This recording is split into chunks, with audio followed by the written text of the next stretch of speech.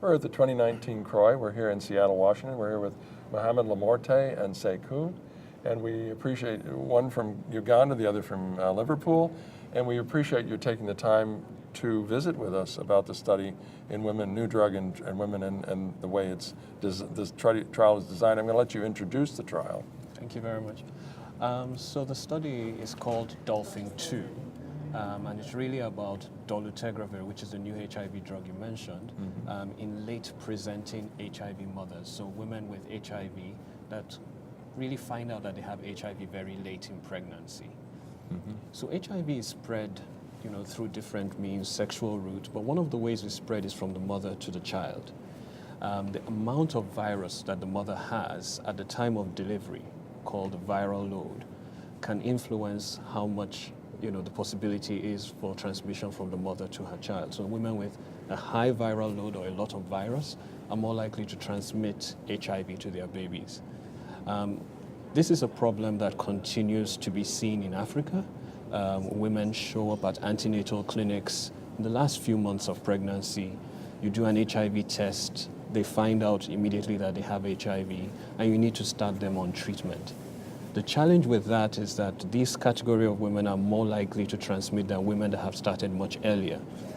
Because it takes time for the viral load to be reduced. Exactly. Over time. Exactly. And so the drugs we have can take weeks to months before they can bring the viral load down.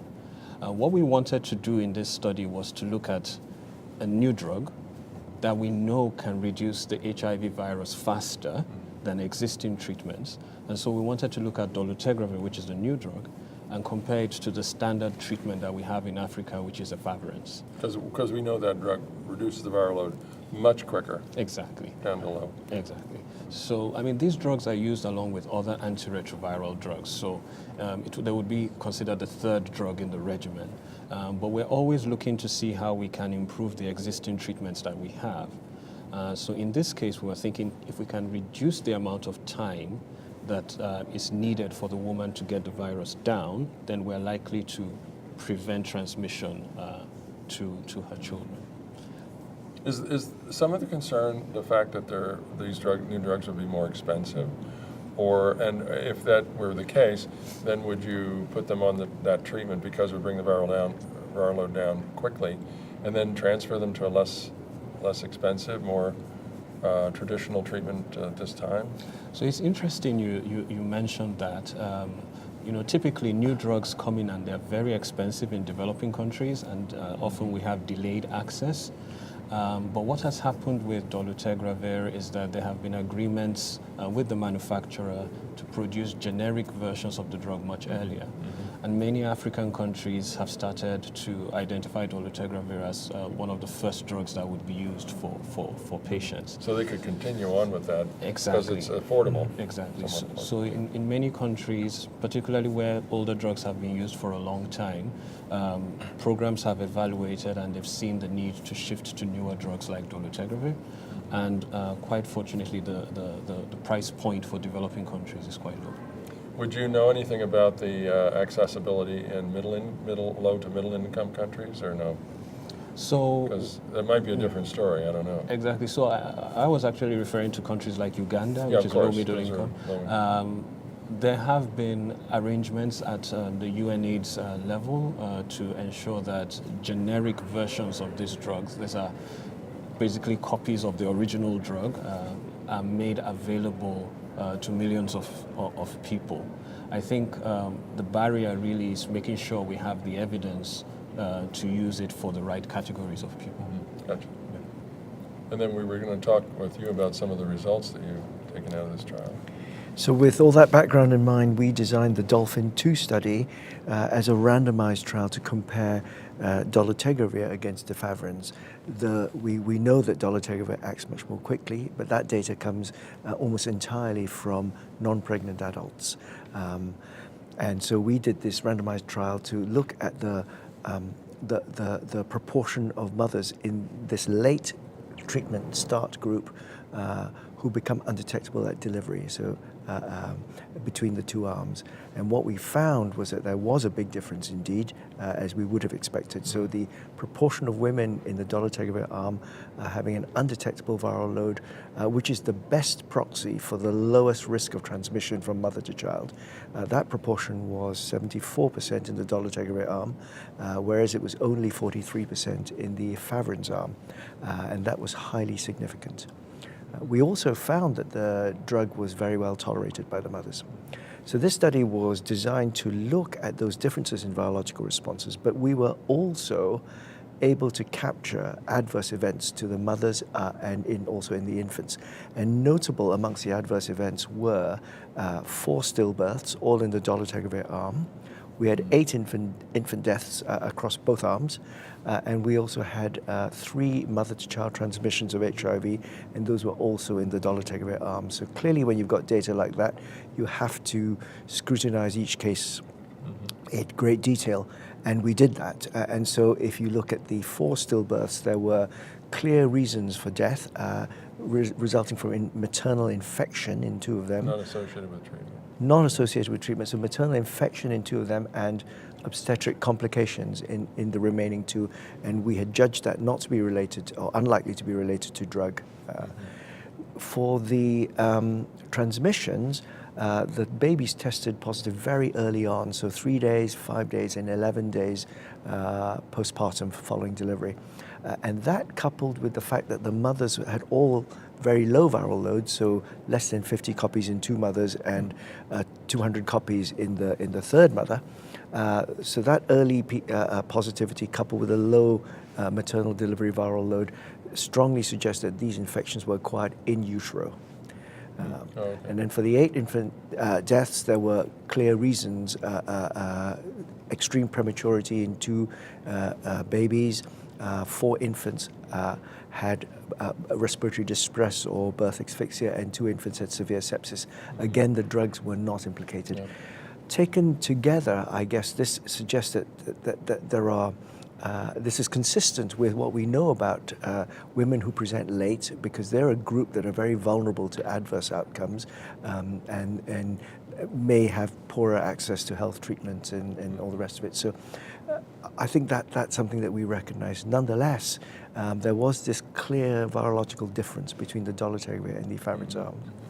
There's nothing you can do about the in utero infection, because other than just starting earlier. Starting earlier is the key. You don't before really, pregnancy, or exactly. So women that start before pregnancy, you really don't know when in utero transmission would happen.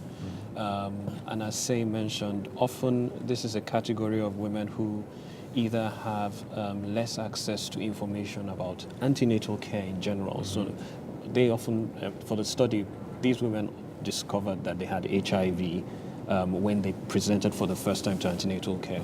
And so while the countries would encourage women to come in the first 3 months, these are women that would often show up for antenatal care 7, 8, 9 months into their pregnancies. And it's a different group. We're also going to be looking at their socioeconomic status and, looking at all the access to information that they may have and seeing how that better characterizes the group for intervention. So it still gets down to better education and information to the patients, that it is important because you can transmit in utero, and that what percentage? That's a very small percentage, but it still happens. It happens. It's less. I think it's less than 20%, but it does happen. But that's still a pretty good number.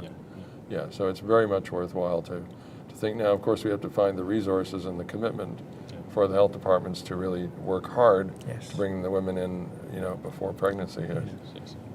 It's tough. The best thing to do is have everyone on treatment, so you don't have to worry about before and after or whatever. It's just everyone gets treated, but that may be not too far down the line, the way things are looking. I think countries are looking towards ensuring that more people are aware of their HIV status. I think the first thing is to know your HIV status. And, if a woman is pregnant, then it becomes more urgent for her to know her HIV status. Or even women of childbearing age. So, yes, what we really want is to see that everybody knows their status and really knows the potential for, say, risk of transmission to babies if they are women, yes. So where do you go next? What is your next direction? So the study is still continuing because we're following up the mothers and the infants until 72 weeks postpartum. But these are the primary outcome data that derive from the delivery viral loads. So clearly we do need to follow up the long-term safety of these infants, and that's a urgent And priority. that would be followed out how many months? So that's 72 weeks postpartum. 72 weeks, Yeah. okay. Yeah. And the reason why that is that in developing countries, women continue to breastfeed, and there is a potential for some drug in breast milk to get to the infant. So even if the child doesn't have HIV, the child may be exposed to low amounts of drugs. So it's important to look at the safety in the infant as well. So how long is it? I know that we've been saying that that's the safest way when all other things, when there's not careful formula for people for pediatrics to use. So how far are we off from getting good, clean formula? I mean, I think it's a combination of things, the combination of benefits. One benefit is the mother has other functions of her immune system that she can transfer to her baby. And so breast milk, provides that benefit to the baby.